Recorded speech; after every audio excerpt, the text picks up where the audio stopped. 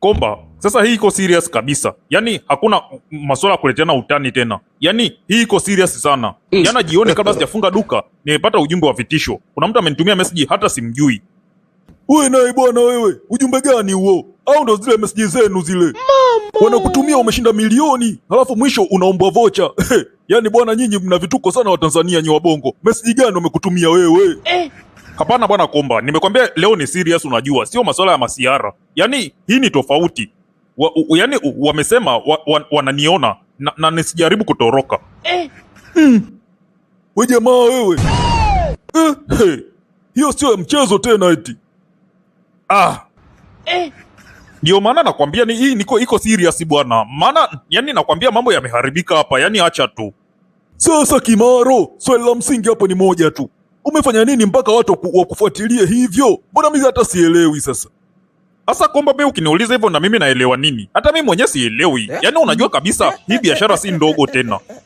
Yaani naona kabisa hapa, sijui mimi. Ila kwa upande wangu mimi nilijua tu.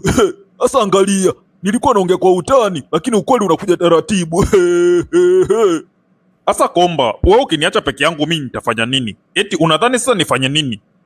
Jambo la kwanza Kimaro, usionyeshe hofu. Yaani hofu ndio itakuangamiza sasa.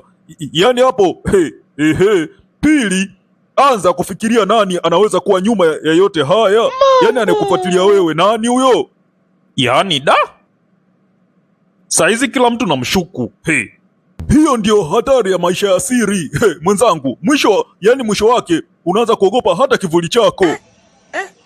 My lord, I wonder. Sasa hofu yangu mimi hapa Komba saizi, yani ni kwamba na kama tayari nimeshachelewa. Hapo sasa baba. Ila hakuna kuchelewa wala kuwahi. Kama bado unapumua, tatizo ni kama yani wanaokufuatilia hawataki uendelee kupumua, ndio shida hiyo. Mimi nachokijua, ukiwa unapumua hakuna kuchelewa wala kuwahi. Wanaokufuatilia ndio wenye kuamua sasa kwamba je, wao sasa hawataki wewe uendelee kupumua. Lakini embu kabla hujafa kwa hofu, nipe soda kwanza. Sitaki kufa na kiu mie nikakutangulia. Oh my God.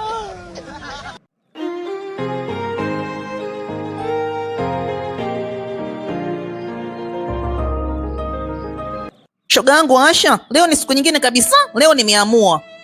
Nyie makubwa, umeamua nini? Nitamfuatilia Kimaro mwenyewe mwanzo mwisho na nitajua tu. Una uhakika lakini? Maana hii inaweza kuwa hatari. Kwani we Asha, we huoni kuishi kwenye uongo ni hatari zaidi? Kwani hiyo sio hatari? Lakini Chikunde, kumfuatilia mtu ni hatari zaidi kwa sababu yani kuna mambo ambayo yakijulikana hayawezi kurudi nyuma eti. Haya, mie sitaki kuendelea tena kuishi na mashaka bwana. Nimechoka. Basi mimi nikushauri kitu tu Chikunde. Yani fanya kwa umakini, usijifichue, yani usijulikane. Na wewe utanisaidia shoga yangu au ndo unaniacha?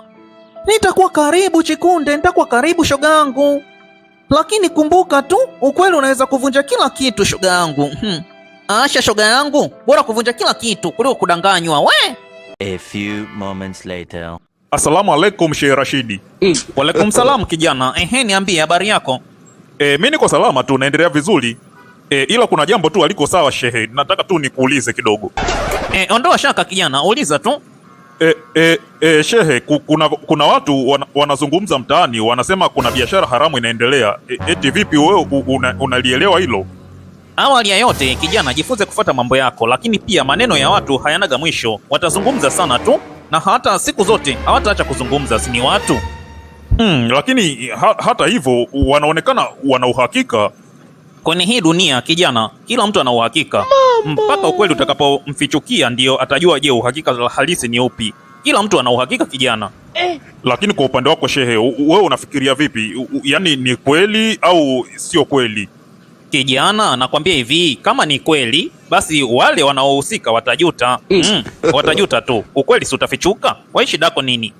Na kama wako karibu nasi je? Yaani wanaishi na sisi kila siku na hatujui, wanajificha tu kwenye kagiza. Je hilo je? Hata hilo kijana lisikutie hofu. Basi watakuwa wanatuangalia hata sasa hivi, maana kama wako karibu na sisi. Wewe sasa yani usihangaike na hayo. Fanya mambo yako kijana. My lord. Kumekucha. Tumsifu Yesu Kristo. Milele amina bichara, karibu sana. Asante sana mchungaji Danieli. Hubiri la leo limekuwa na mguso sana, limekuwa so powerful. Nimejisikia kuguswa sana na watu wengi wanalikomenti pia. Oh, bibi Chala, najisikia faraja sana nikisikia hivyo. Najisikia faraja sana sana sana sana. Niambie vipi bwana, wewe unaendeleaje? Kwa mie kwangu ni buheri wa afya, ila tu kuna mambo nyeti natamani tuzungumze mchungaji Danieli. Ni mambo ya muhimu, ndio maana nikaja huko ofisini kwako.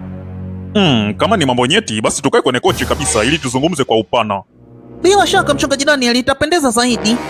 Haya Bichala, nimekupa akili yangu pamoja na masikio. Naposikiliza, karibu nikusikilize. Mchungaji Danieli, hii hali si nzuri kwa kweli.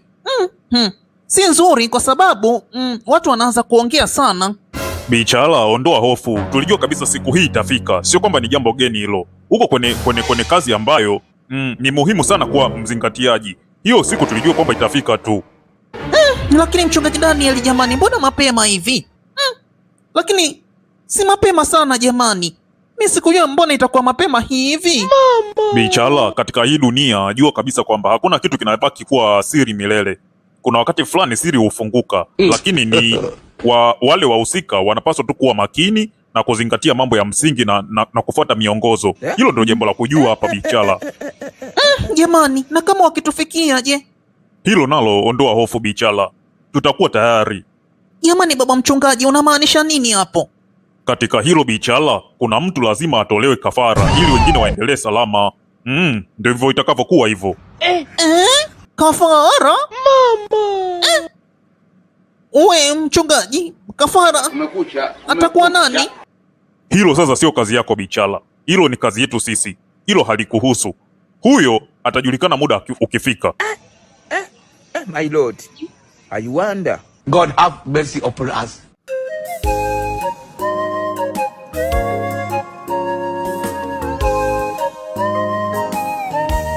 Afande Ndunje, nimetuma ujumbe muda mrefu sana kwamba nakuomba ofisini. Mbona umechelewa hivyo? Niwe radhi tu Inspector Mroso, nimechelewa kwa bahati mbaya, maana nilikuwa na jukumu la kesi nyingine ambayo nilikuwa namalizia kwa haraka sana ili nije nikuone. Basi bila kupoteza muda, kaa kwenye kiti basi ili tujadiliane jambo la msingi hapa mara moja. Okay, asante Inspector Mroso. Sawa. Afande Ndunje, nilichokuwa nataka kukwambia ni kwamba nataka tuanze kumfuatilia mtu mmoja kwa karibu sana. Ni nani huyo mkuu? Si mwingine ni Kimaro. Inspector Mroso, lakini je, ushahidi upo? Bado haujapatikana. Bado, lakini Afande Ndunje, sikiza nikwambie. Yaani hapa ninachokiona mimi. Yaani kuna kitu kinaniambia yuko karibu sana na ukweli. Kama ni kweli sawa, lakini mimi ninachokiona, je, kama sio yeye? Kama sio yeye Afande Ndunje, haina shida. Basi atatupeleka kwa mtu tunaye mtafuta zaidi. Inspector Mroso, yaani hii kazi kwa mtindo huo inaonekana kuwa ngumu sana. Yaani tunapitaje njia hizo sasa? Tunajaribisha? Afande Ndunje, wewe hujui kuwa kazi ngumu ndio inaleta ukweli mkubwa? Tupambane tu bwana, haya mambo yanawezekana.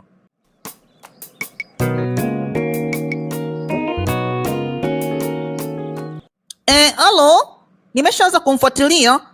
Leo inaonyesha tena atatoka tena usiku. Asante sana Chekunde, nakushukuru sana kwa ripoti yako nzuri. Sasa nakuagiza kwamba usikose hatua yoyote ile ambayo anafanya. Mfuatilie kwa ukaribu sana. Hakikisha kwamba kila kitu anachokifanya unakifahamu vizuri.